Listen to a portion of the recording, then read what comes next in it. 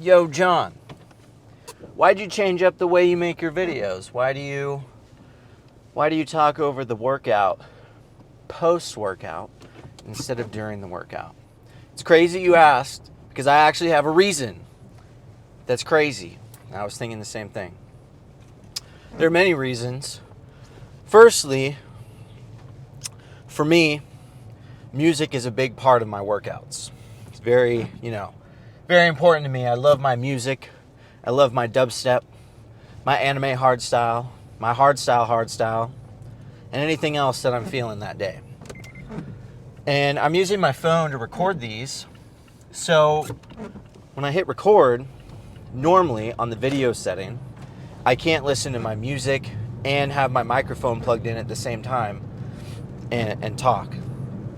But my wife, who's apparently a lot smarter than I am, actually not apparently, it just makes sense. She showed me that you can record on the photograph feature, but you hold the picture button down and then you scroll up. And I'm sure you can tell by the way I just explained that it's not a shock that she's a lot smarter than I am. Second of all, the gym I train at, Kamikaze Iron, the greatest gym in all of Oregon, likes to play music very loud. This is great if you forget your headphones, which I'm prone to do from time to time. And it almost is so loud that you forget that you're not wearing headphones. Doesn't translate very well into a microphone. And when I look at all my videos, copyright. Now, I'm not, just started this thing out, so we're not anyone special. But I'm not trying to get taken out right at the beginning of the journey. So, as of now, I also just like doing the commentary post-workout. When I'm working out, I'm like in the zone, bro. Like, I can't even think. It's hard enough for me to talk about what I'm going to do going to the gym while I'm going to the gym. I'll tell you a story. One day, I was heading to the gym. This was like in year 1. I just took my scoop of C4 pre-workout, blue raspberry. I was so hyped up on one scoop. That's how you know I was within 1 year of lifting. That I backed into my parents' trash can and just knocked my side mirror clean off. That, I'm afraid to be exposing myself to you guys like this, but it's true.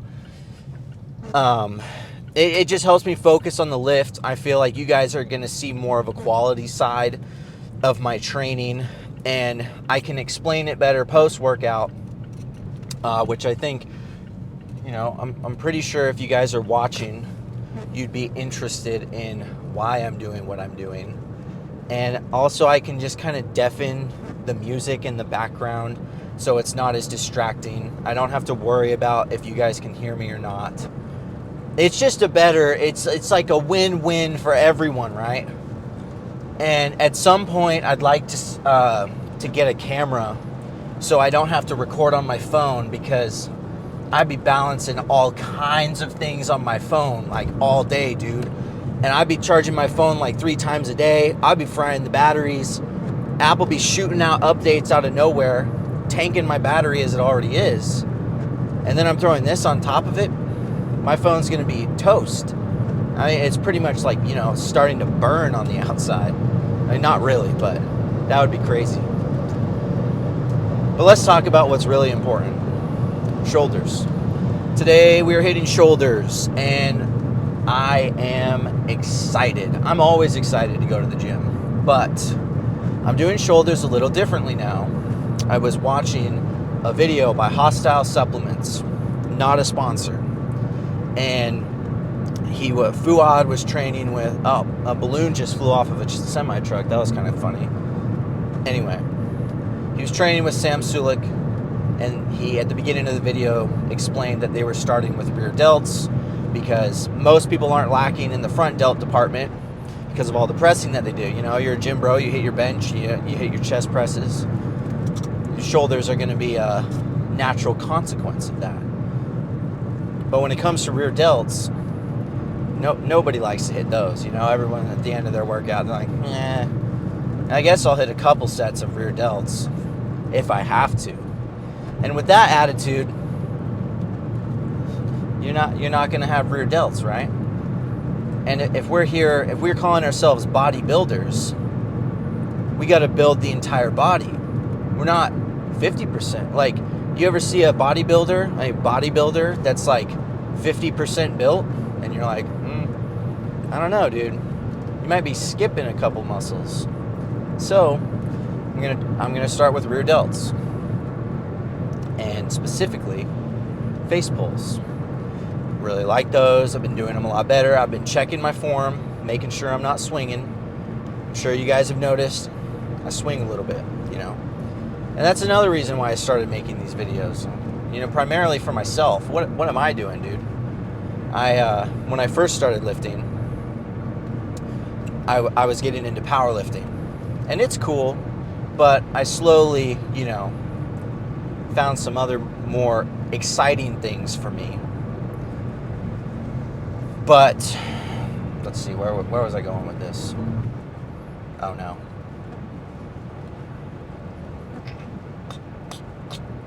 My brain just exploded.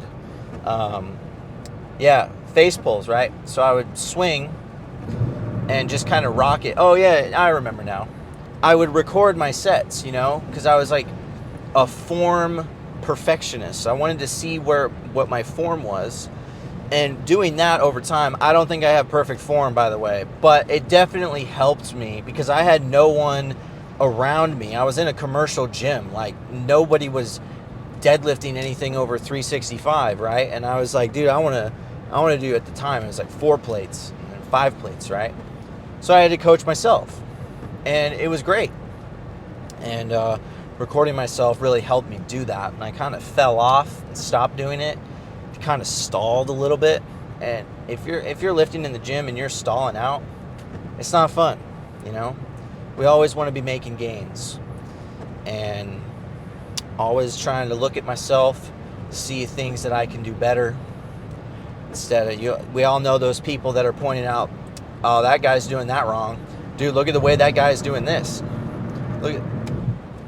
And then it's like, hey man, I'm sure you have some things you can do better too. So don't critique someone else until you critique yourself.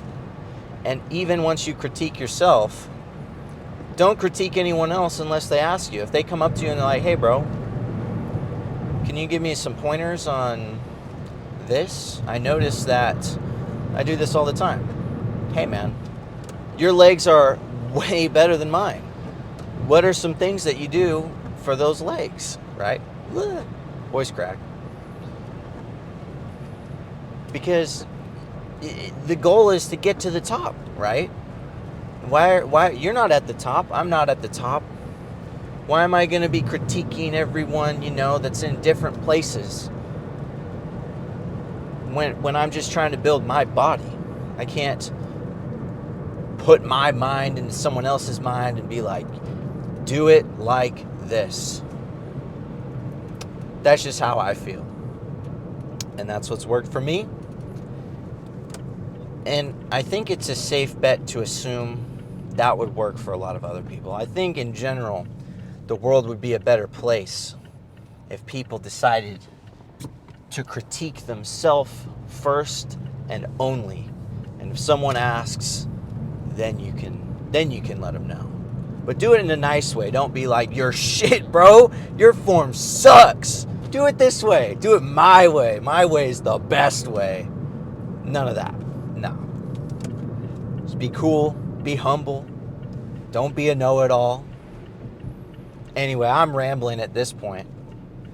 Probably, saying baloney. So, we're a couple minutes away from the gym, so I'm going to blast some hard style, get a little pumped up, and I'll see you in the gym. Starting off our shoulder workout today, I tried out these seated face pulls, and they felt pretty good. I think I'll have to experiment with them a little bit more in the coming weeks. But when you sit down instead of stand, it kind of limits the amount of rocking you can do. And that's really why I wanted to focus on them. I kind of mentioned in the car talk on the way there that I've been working more on my form, and looking at my form here, it's looking pretty solid. The control is there, and I don't know, maybe I should drop my elbows down a little bit, but the cable is a little bit lower than I would like, so the tension is just a little bit different, but they felt pretty good, and by the end of the 4 sets, I definitely had a really good pump. These, you just kind of want to pull your hands up to the top of your face, hence the name face pulls. Crazy how that works out. And then really just kind of squeeze the rear delts, almost like you're trying to hit a front double bi or a back double bi. But yeah, pretty good. No complaints on these, really.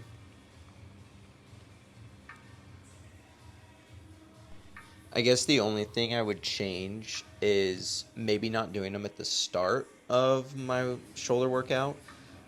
Potentially, I'd like to do a movement where I could load a little bit more weight, and the standing face pull is going to be a little bit better for that, in my opinion. I think some swinging is okay during a workout, just as long as it's not excessive and you're not throwing your lower back out while you're doing that. But definitely a good movement. Definitely would recommend trying it out, especially if all the other standing cables are being used and you just really want to hit face pulls for some reason. Right here, we're going into a drop set. I did a lot of drop sets this workout. I'm not sure why. I was just kind of feeling it today and was like, you know what? Let's do some drop sets.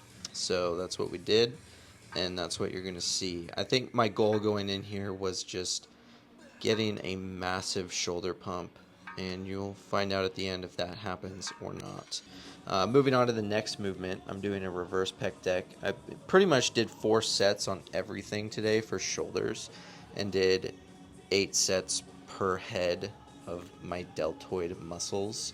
On the reverse pec deck, I'm doing it while standing. I mentioned before, I am a short king, so I am blessed to be able to stand on this machine. Any more height on me, and that would not be possible. But the way I'm holding the handles here, I'm not gripping the actual handles. I'm kind of gripping the sides of the actual machine itself, and for whatever reason, I just feel it more in my rear delts when I'm doing this. And I'm kind of just thinking about pushing my rear delts backwards instead of pulling out with my hands, if you can get behind my logic there, and then just squeezing. And then my reps went down by about 3 with 150 pounds, so I went down to 135 on the stack and finished off with 2 sets of 15. As you can see, I'm kind of pressing my face into the bar there, and it looks kind of goofy.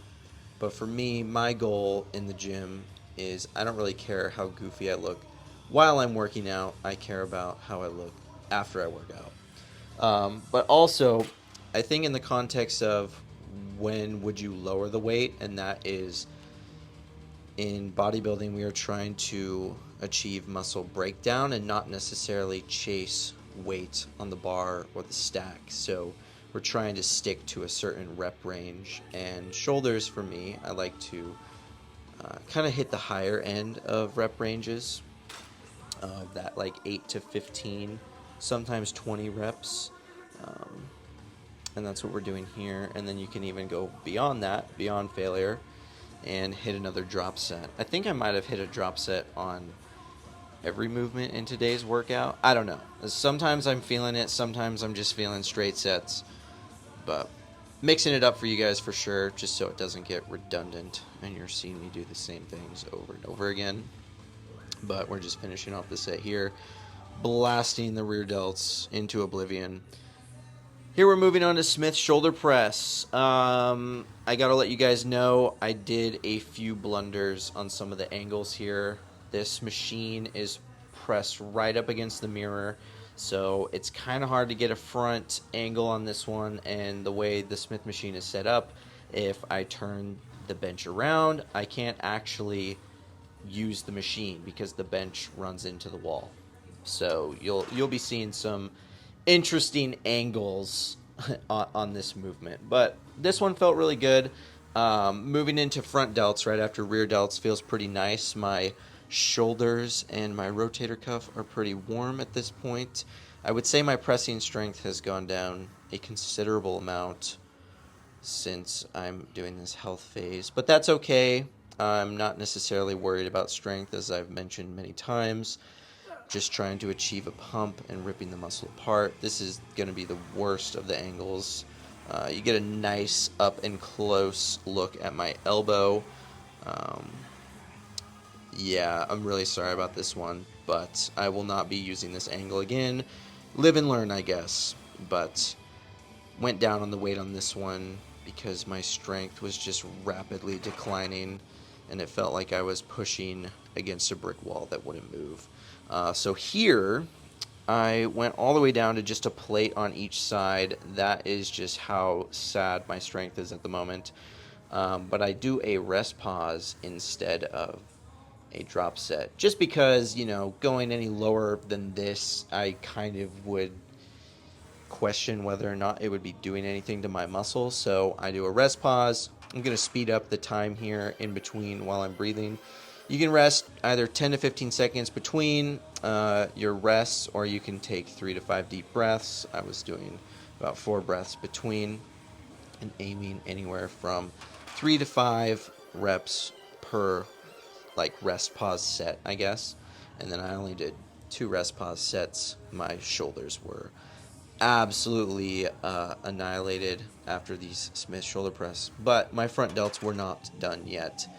I moved on to some neutral dumbbell press, which is also a new movement for me. I guess I'm just in a experimental mood today. But these felt really cool, actually. They actually felt quite a bit different from a normal dumbbell shoulder press. Just having your elbows in front of you just kind of changed it up for me. And my strength was pathetic. Like, I was not expecting it to be this low. I only got the 60s for 10 on that set.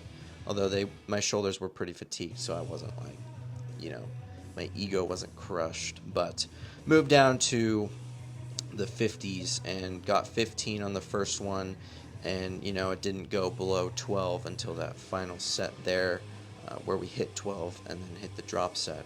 But before we get there, just watch the form, looking pretty good. Once again, making some weird faces. I think if you're not making weird faces, that might be a sign that you're not going hard enough. That could just be bro science, but I feel like if you're actually pushing some substantial weight, or maybe not weight, but just actually, putting in work, so to speak, your face is going to do some things that are just outside of your control, and you just have to accept that fact. We're not here to be supermodels, right? We're here to be jacked behemoths, despite lifting baby weight. Did a drop set on this one. Make sure to re-rack your weights, guys. Don't leave your dumbbells on the floor. Put things back nicer than the way you found them. Here, we're just going to spam some dumbbell side raises. If you look closely, you can see I have straps on my hands. This is just because I don't want to be limited by my grip while I'm doing these. It kind of sucks when you feel like you can go and do a lot more and you just can't hold on to the dumbbells. So why worry about grip when I can just, put my straps on and, not worry about my grip giving out. So lets me do more weight, lets me build more muscle, I guess. I mean, you do the logic there. It's pretty simple, right? So just going through the motions on these, nothing too crazy, going through some different angles. Really just trying to kind of push my shoulders up towards the ceiling at the top. Not necessarily I feel like some people kind of swing with their hands. I know I used to do that, and my side delts just wouldn't grow. And then I don't remember who, some person a lot smarter than me was like, hey bro, you should really just, try actually, moving the weights with your shoulders instead of your hands if you want your shoulders to grow. And I was like, that actually makes quite a bit of sense. I can see why you said that. So that's what we're doing. I'm not exactly sure what set we're on here. I think I kind of lost count. I think we got one more after this one, but the faces are getting crazier as we go along. Yes, this is the final set here. Did 6 sets of these. Honestly, this is probably my favorite side lateral movement. Or that made no sense. My lateral delt. My favorite lateral delt movement. It's just simple, nothing complicated, no fancy implements. I guess if this gym had the side delt machine, that would be amazing. But beggars can't be choosers. So here we are finishing off side delts with 2 sets of cable side raises. Only reason it's 2 sets here is just because I get really impatient, and this might not be a good thing, but I get really impatient doing anything that's unilateral, and I'm doing anything above like 8 reps. I just get really bored, and I kind of tend to rush through the set. Probably try to work on that. I think I would see a lot of benefit from it, but 2 sets, each arm, I think I did a pretty good job. But yeah, these feel really good. It's a completely different feeling than the dumbbells. The cables are providing like constant tension all the way through and controlling it on the way down, with the cable like actively like pulling against you from that the point of the pulley system. Just feels really nice, and it's a good way to finish off the shoulders. Also, drop sets feel really good on this movement, which you can see I do that here. Yeah, I think finishing off the shoulders here, my shoulders were on absolute fire, and I was definitely feeling it, getting hungry, and all of that for sure. But dropping the weight,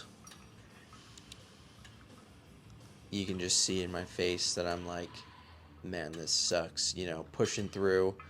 I'm definitely swinging the weight a little bit more than I would recommend for good form, but sometimes you just got to let the animal inside of you out and just grind out those last few reps, just eke out every bit of power that you can to just really burn that muscle down. And here we have overhead tricep extensions. I'm doing triceps at the end of my shoulder days just because the long head of my tricep is pretty lacking compared to the short head.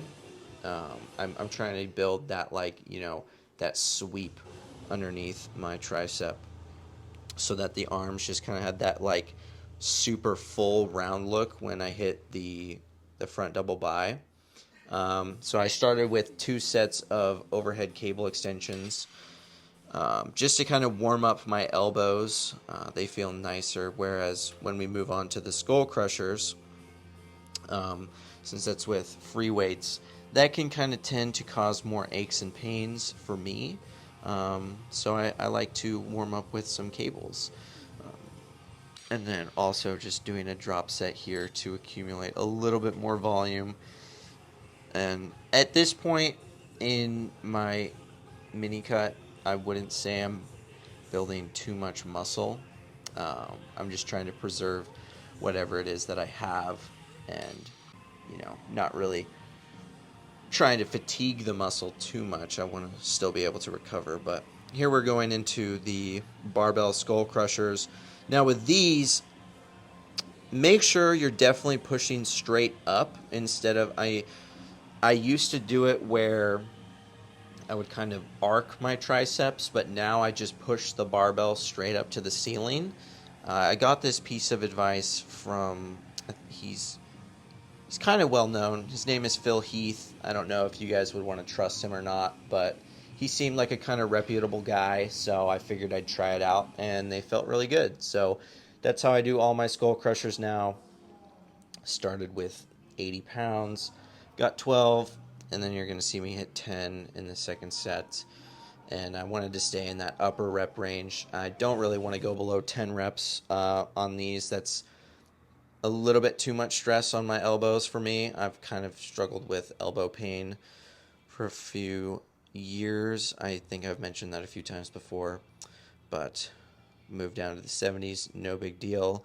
Ego's not hurt. Muscles are getting bigger, or staying bigger, I should say, which is what we want, you know. And then I think we're doing one more rep here. Yep. And then moving on to the final set of the workout. Honestly, a great workout. Can't really beat a shoulder workout, and then throwing in some tries at the end just for some extra volume on the arms is never a bad thing and sometimes fun. But that is the end. I will see you guys for the pose down. All right, so we just wrapped up some shoulders, and then I threw in some triceps at the end. I forgot.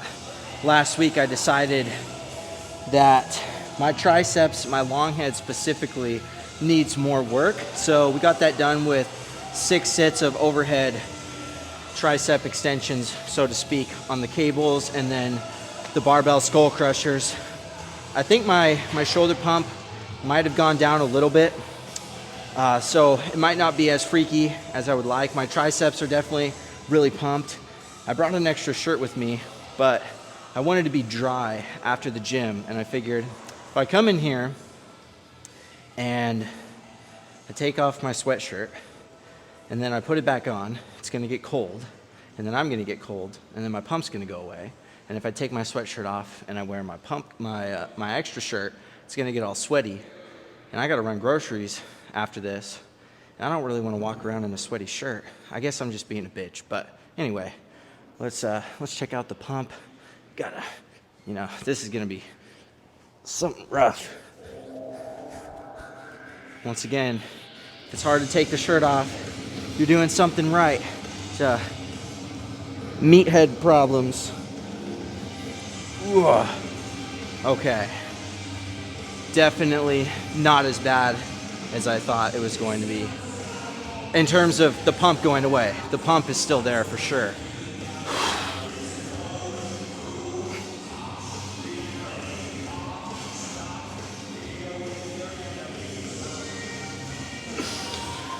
Oh yeah.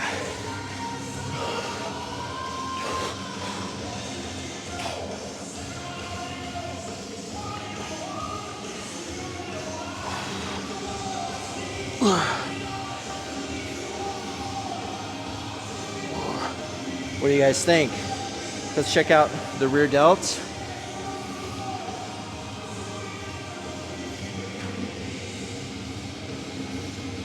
I don't know if you guys can see that. I'll step forward into the light a little bit more.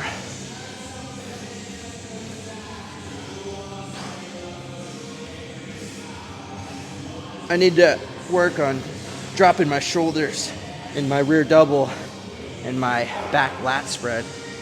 Whew.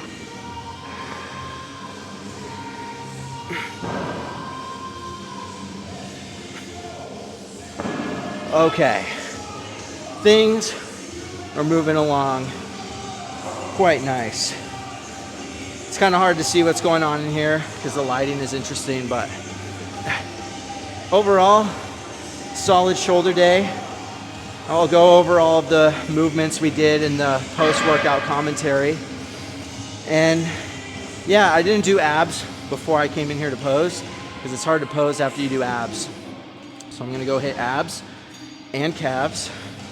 And you probably heard me say I'm gonna hit calves after like every workout. You know, oh, do you ever rest those? Truth be told, if my calves aren't sore, I'm gonna hit them every single time I come to the gym. And if they get sore, then I'll take a break. And they're not sore because, you know, I mean, there's something going on there. They're better for sure, but they can always be better. I'll hit you with the most muscular.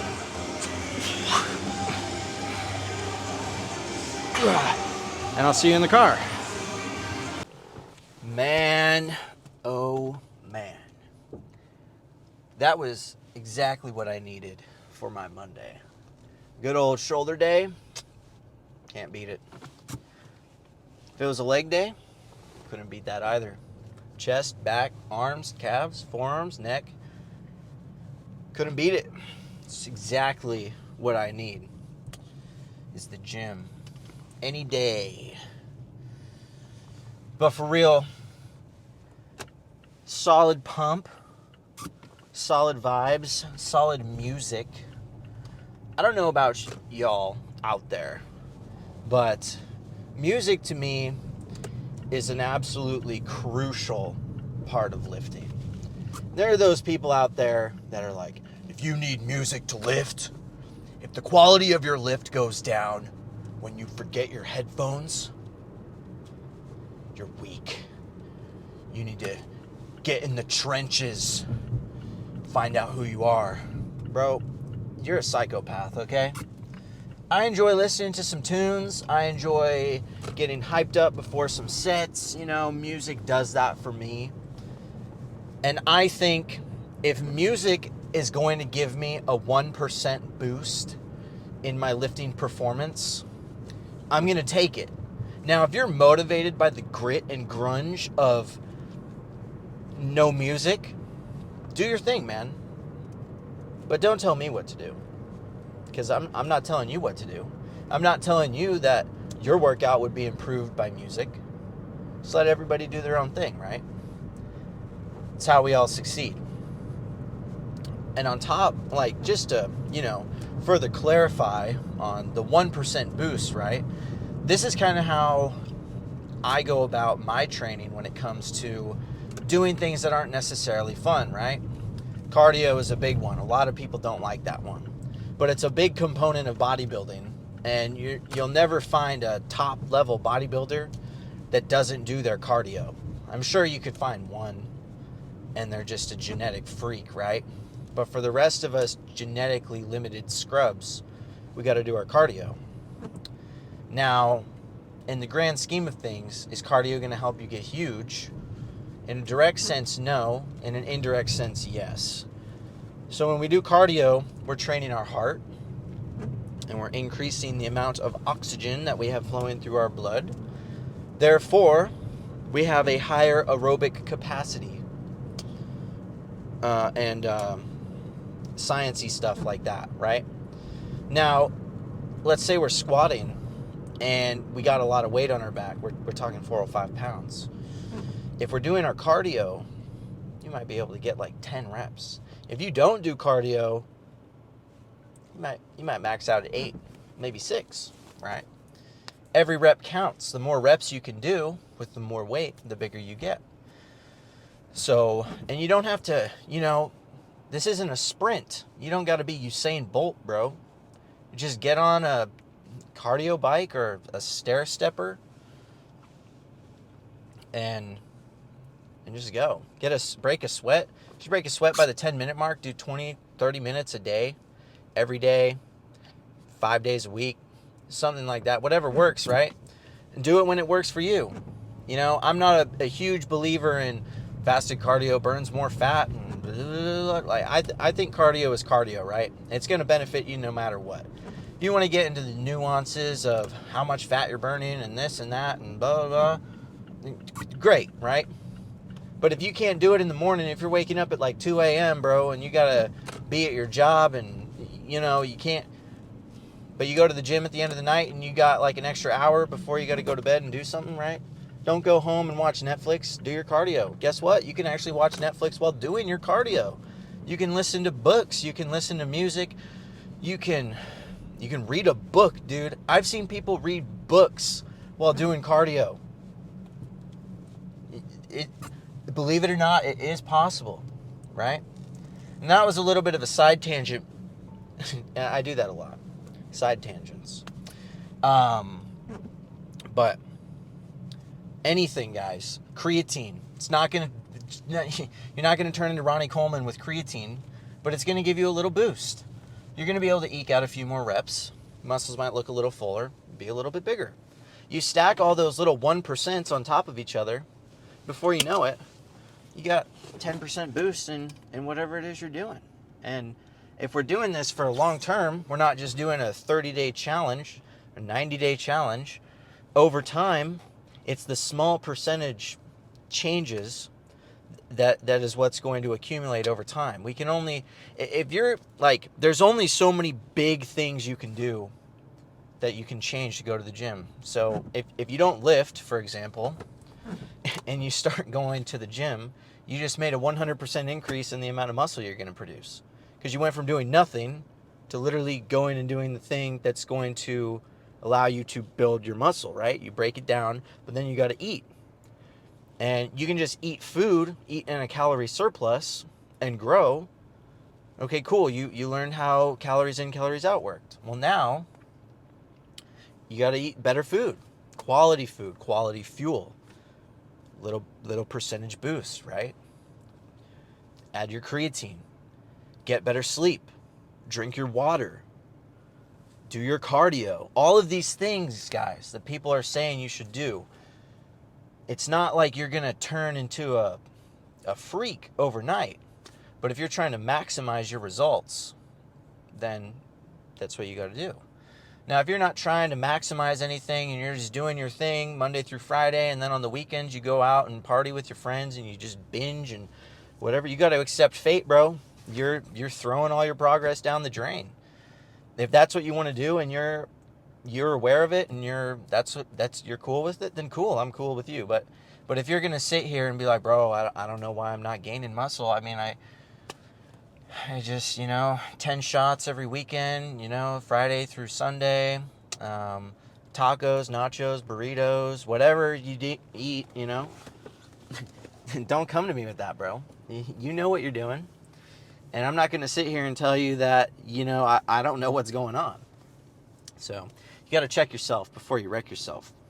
Anyway, I'm going to go get some groceries. I need some chicken and some other bodybuilding stuff. But you will see me back in my kitchen. I'm going to show you guys how I meal prep my chicken. Another 1% increase, right? I have no food. I have no food available. Well, now you're going to learn how to prep your chicken so it tastes good, so it's ready to eat, so you never have an excuse not to eat. I will see you in my kitchen. Welcome to my kitchen. Chef John here to show you how to meal prep chicken for a week and make it taste good and make it so that you never have to skip your meals, right? This is for the Instapot. So you need your Instapot. If you don't have an Instapot, I'm sorry, man. I don't know what to tell you. You're missing out. First order of operations, make sure your pot is sprayed down, right? You don't want your chicken sticking to your pot. That's no good, okay? I got my chicken here. I get it from Costco. I'm going to cook about, I think this is 8 pounds. Normally I wouldn't, cook this much, but my wife and I share this throughout the week. So we eat through it pretty quick so that it doesn't go bad. You might have to find out, how much you need to do. So what we'll do here is we want to rinse the chicken off and kind of get all of the fat, as much fat off as we can. So we'll just cut one of these open. Kind of, the reason I rinse them off is they're just kind of slimy, kind of gross. There's some stuff that I just don't want on the chicken. They say you are what you eat, so I assume if I eat the fat, I will become fat. So I just peel most of it off. These are chicken breasts, so there's not going to be too much fat on here. But yeah, it's pretty simple. If you have an aversion to holding raw meat, well, you might have some issues here. But I'm just going to get all of this rinsed off, and then I will show you what the next step is. Alright, so I have all of my chicken inside of the Instapot. As you can see, we kind of maxed this thing out. I don't know if you'd want to do any more chicken than this. My next step is I'm going to do 50 grams of Himalayan pink salt. The reason why I salt my chicken is for flavor, obviously, but I salt it in here, same thing with my rice, so that I don't have to salt my food after I, put it in my meal prep containers. That way I know I'm getting a consistent amount of salt throughout my day. That's just what works for me. Do it however you like, man. This step is kind of just up to you. I'm just going to measure out 50 grams. It's good enough for me. Bada bing, bada boom. Now, this one you definitely don't have to do, but I would highly recommend it. I would recommend filling up the chicken with water. My sink's a little bit slow right now, so just, ignore that as we watch this pathetically fill up. But I'm trying to get it to go to about the top of the chicken, and this is very important. If you're cooking your chicken with water, make sure that you get in there and you separate all of the chicken and mix the salt around, because you definitely don't want the salt to just be on the top pieces of chicken. But you want to make sure that you get the water in between all the breasts, You don't want any breasts left unhydrated. That would be a horrible problem. But for real, if you don't do that, the chicken that's kind of stacked on top of each other is just going to be really dry, and it's just going to end up being really gross. All right, and then last step for the cooking process, just place your pot inside of the actual cooker and close it up. And there's a handy feature on here that says meat. So just push the meat. I put mine at 45 minutes. This is about 8 pounds of chicken. Don't eat any undercooked chicken. That's on you, not me. And yeah, I will see you guys when this is all cooked. It'll be a few seconds for you. It'll be a long time for me. Okay, so the chicken has finally finished cooking, and we are ready to do the final processes of this cooking process. Whatever.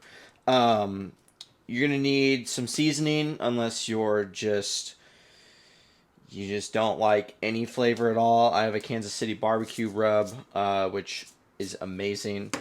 And what we're gonna do is we're just gonna take out a couple pieces of the chicken at a time.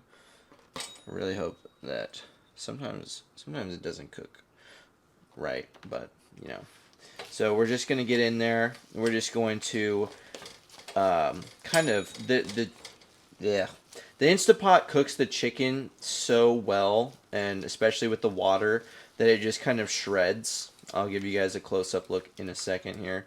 But what you're gonna do, shred up like 2 pieces of chicken at a time, and then take your seasoning and then just put it right on top like so, however much you like. And then I just kind of mix it around so that it evenly coats the chicken. And then you're just going to kind of do that all the way until there's no more chicken left. I mean, it's pretty simple. If you could not figure that out, you're probably a bigger meathead than me. And you might want some new hobbies. But anyway, let me just show you really quick. This just like literally shreds apart, but I'm burning my hand showing you guys, so I hope you appreciate my sacrifice for you guys. But yeah, I'm just going to get all of this shredded up. Not to mention, if you guys skip forearms like me, this is a crazy forearm workout, shredding all of this chicken. So maybe if you don't want any imbalances, you could switch to your left hand. I'm not that talented with my left hand, so I will just have lopsided forearms, I guess. Consequences of my own choices, I guess. But anyway, I'm just going to finish shredding all of this and, show you when it's all done.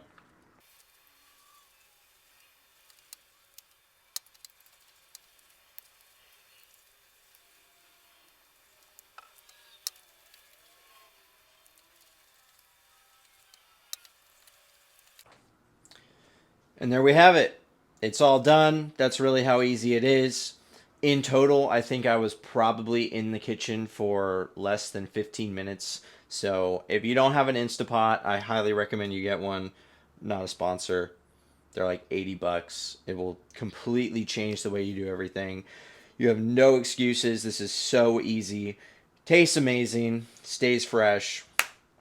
And yeah, I just want you guys to crush your meals, get your food in, get huge, get jacked. Check out this forearm pump. Veins are going crazy. And then, yeah. Anyway, guys, I'll catch you later. See you in the next one. Have a night. Have a good day.